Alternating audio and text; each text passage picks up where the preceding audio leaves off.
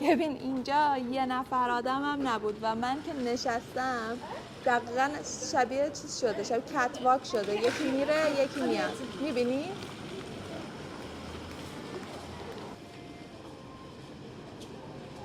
بعدی ایشالله دیگه.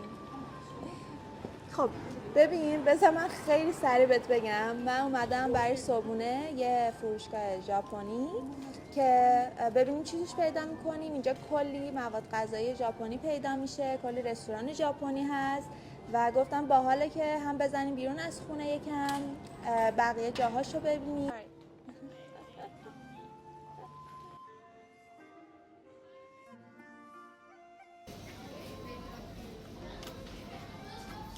ببین انقدر چیزای عجیبی داره، من اصلا نمیدونم باید چی بردارم. سس سویا مثلا، کتاباش بازیه. نه یه مثلا سرامیک تورایی که میذارن کنار کاسه بشقاباشون، بعد با چاپستیک که غذا میخورن اینجوری میزنن روی این چیه؟ قارچه؟ نگاه چقدر خوشگل و قشنگن، خیلی بامزه است. این به نظرم خیلی باید خوشمزه باشه، اینو میخوام. اینا هم بگیریم. ببین برای اینکه با این استفاده بشه فکر میکنم این شکلیه. با این نودل برنج استارباکسیه که روش اینجوری ژاپنی نوشته.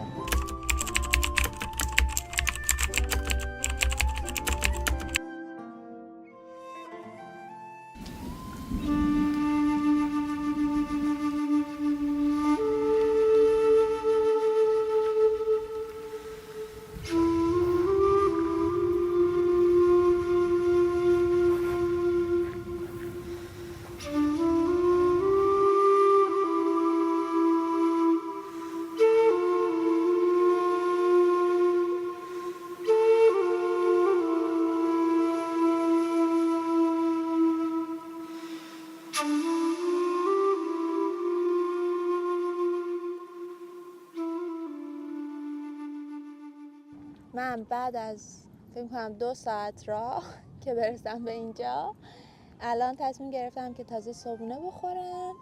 تقریبا تایم ناهاره ولی خب دیگه یکم دیر شد. ولی چیزی که گرفتم اینه با طعم مرغ خیلی تنده، اینجوری خیلی خوشگله. خب ببینیم چیه. خوشمزه است،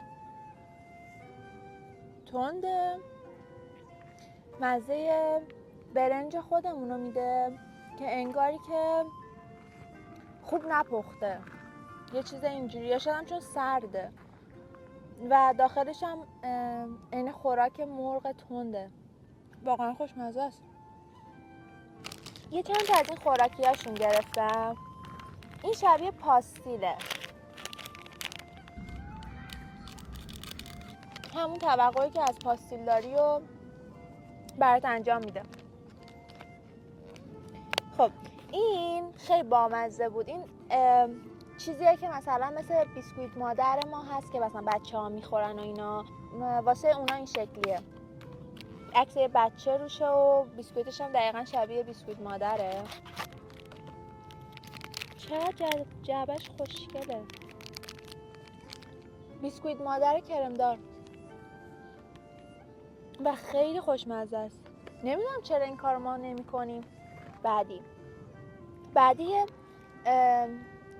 جعبه‌ای داره که انگار که مثلا یه شکلاتای شبیه قارچ توشونه، یا شاید هم قارچ باشه ولی فکر می‌کنم شکلات باشه چون از بخش شکلات‌ها برش داشتم و عکس ماریو روشه. آره درست حد زدن. شکلاتایی هستن که شبیه قارچن. این پایه‌هاشون یه چیزی تو بچگی‌ها داشتیم یه سری چوبا بودن میزدیم توی شکلات، جایزه داشت. اون از اون چوباست، بالا سرش هم کاکائوه که شبیه قارچه.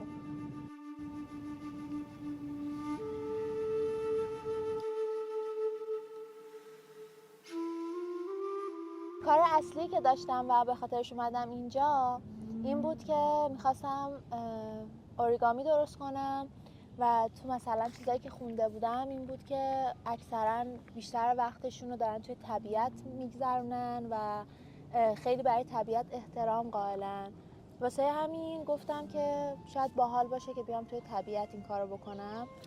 من دیروز رفتم یه جایی که وسایلی که امروز لازم دارم اون بخرم، وارد یک مغازه‌ای شدم که صاحباش ژاپنی بودن و خیلی خوشگل بود. یعنی هر چیزی که شما فکر کنید که ربط داشت به فرهنگ ژاپنیا اونجا پیدا میشد. بعد از فروشندش خواهش کردم، گفتم که من دوست دارم که اسممو به ژاپنی بنویسم و نمیدونم چجوری باید سرچ کنم و اینا پیداش کنم و ازش خواهش کردم. اونم انقدر آدم مهربون و قشنگی بود، این کار برام انجام داد و حتی بهم توضیح داد که اسم من توی ژاپنی، اسم من غزاله دیگه، اسم من توی ژاپنی به 2 روش نوشته میشه، چون تلفظ ق یکم براشون سخته، مثلا بیشتر گ شنیده میشه و 2 تاشو برام نوشت و پرینت کرد. چیز جالبی که داشت، انقدر اینا خوش سلیقه‌ان که همین پرینت هم فونتشو برام رنگش آبی انتخاب کرده.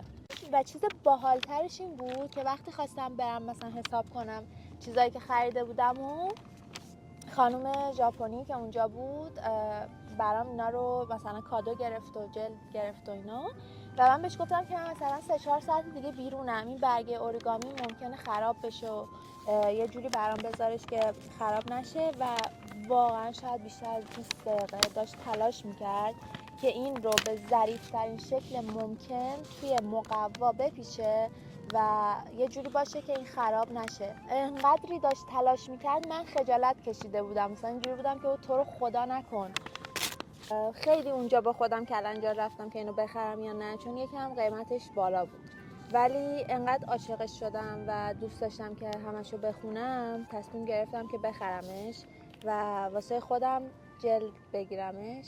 خیلی جلدش خوشگله، خیلی زیاد. توش المانای ژاپنی داره، کاغذ کادوه، هایکوهای ژاپنی توش نوشته شده به هم زبان ژاپنی و هم انگلیسی و نقاشی‌های ژاپنی هم داره کنار هر هایکو.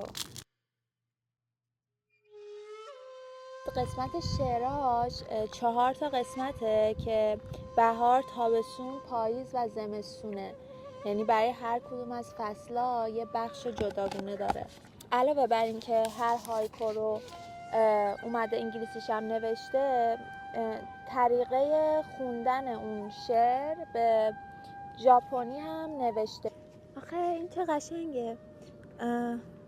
ژاپنیش این شکلیه: تنمو چیمو ناشی تادا یوکینو فوریشیکی رو.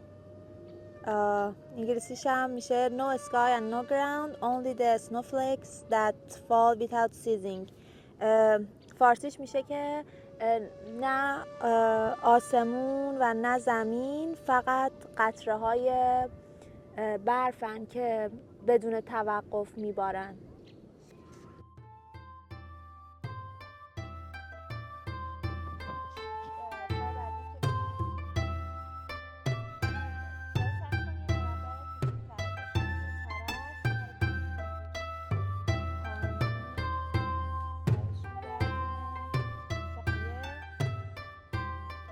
فکر میکنم خیلی حالا دقیقا همون نشد، ولی فکر میکنم جالب شد.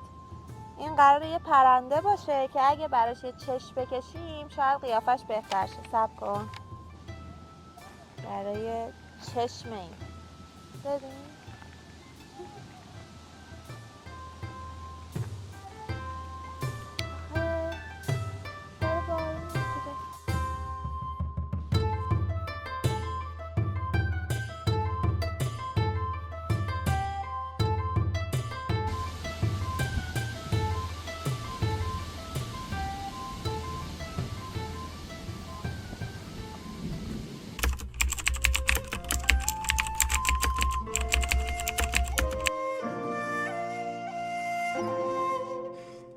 میکنم.